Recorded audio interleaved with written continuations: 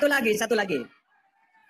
Membakar seafood dari Palu ke negeri Cina naik pesawat.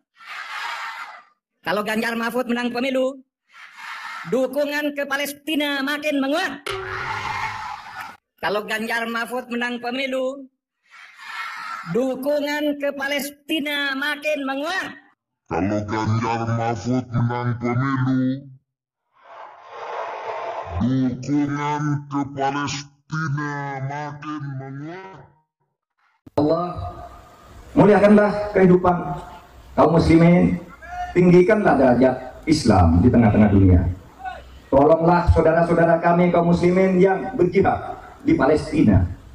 Ya Allah, hancurkanlah kekuatan jahat orang-orang Yahudi dan Israel sampai mereka menyadari untuk membangun kedamaian di muka bumi ini.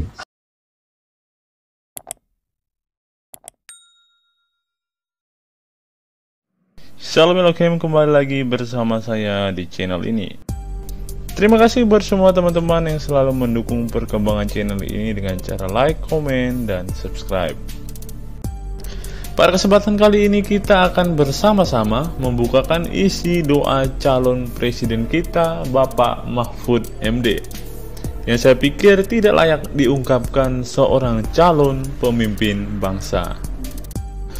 Sebelum membuat video ini, saya sempat menyimak isi video saudara kita Tanpa Ragi dan TV Laskar Kristus.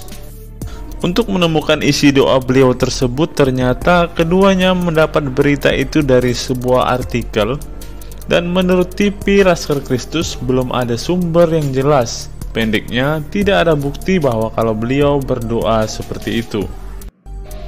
Kira-kira begini isi doa beliau. Mengutip Lombok Post 32 dengan judul artikel Mahfud MD pimpin doa untuk Palestina bareng ribuan santri di Sleman. Ya Allah, muliakanlah dan tinggikanlah kaum muslimin dan para mujahidin di Gaza, Palestina. Ya Allah, binasakanlah kaum Yahudi dan pasukan Israel dan cerai-beraikanlah mereka. Mahfud berdoa. Tapi artikel ini pun tidak cukup untuk membuktikan bahwa beliau benar-benar berdoa mengutuki Israel dan Yahudi.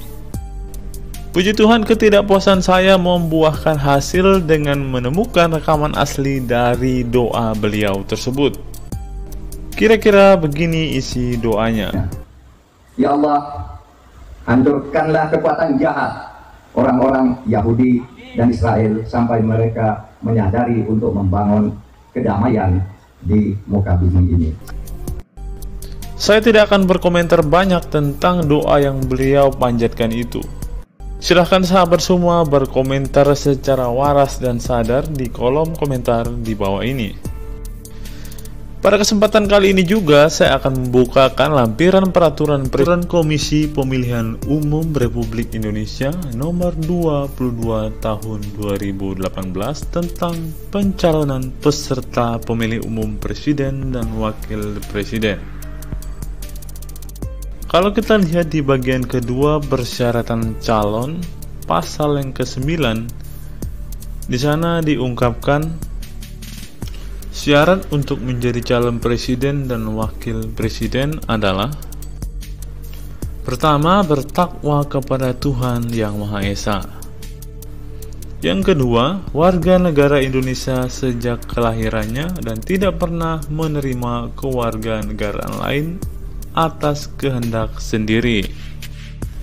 Yang ketiga, suami atau istri calon presiden dan suami atau istri calon wakil presiden adalah warga negara Indonesia.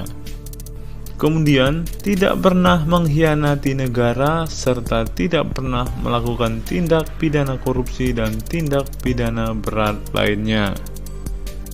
Selanjutnya, mampu secara rohani dan jasmani untuk melaksanakan tugas dan kewajiban presiden dan wakil presiden, serta bebas penyalahgunaan narkotika, psikotropika, dan zat adiktif berdasarkan hasil pemeriksaan kesehatan menyeluruh dari tim dokter yang terdiri dari dokter dan Badan Narkotika Nasional.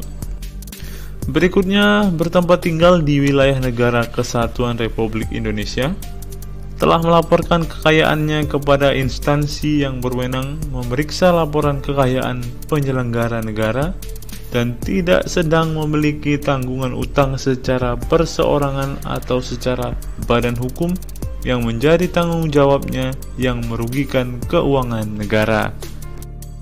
Berikutnya, tidak sedang dinyatakan pailit berdasarkan putusan pengadilan, tidak pernah melakukan perbuatan tercela, tidak sedang dicalonkan sebagai anggota DPR, Dewan Perwakilan Daerah atau DPRD, terdaftar sebagai pemilih, memiliki nomor pokok wajib pajak dan telah melaksanakan kewajiban pajak selama 5 tahun terakhir yang membuktikan dengan surat pemberitahuan tahunan pajak penghasilan wajib pajak orang pribadi. Berikutnya, belum pernah menjabat sebagai presiden atau wakil presiden selama 2 tahun kali masa jabatan dalam jabatan yang sama. Kemudian, setia kepada Pancasila, Undang-Undang Dasar Negara Republik Indonesia tahun 1945, Negara Kesatuan Republik Indonesia, dan Bhinneka Tunggal Ika. Yang berikutnya, tidak pernah dipidana penjara berdasarkan putusan pengadilan yang telah memperoleh kekuatan hukum tetap, berusia paling rendah 40 tahun, berpendidikan paling rendah tamat sekolah menengah atas, madrasah aliyah, sekolah menengah kejuruan, madrasah aliyah kejuruan, atau sekolah lain yang sederajat.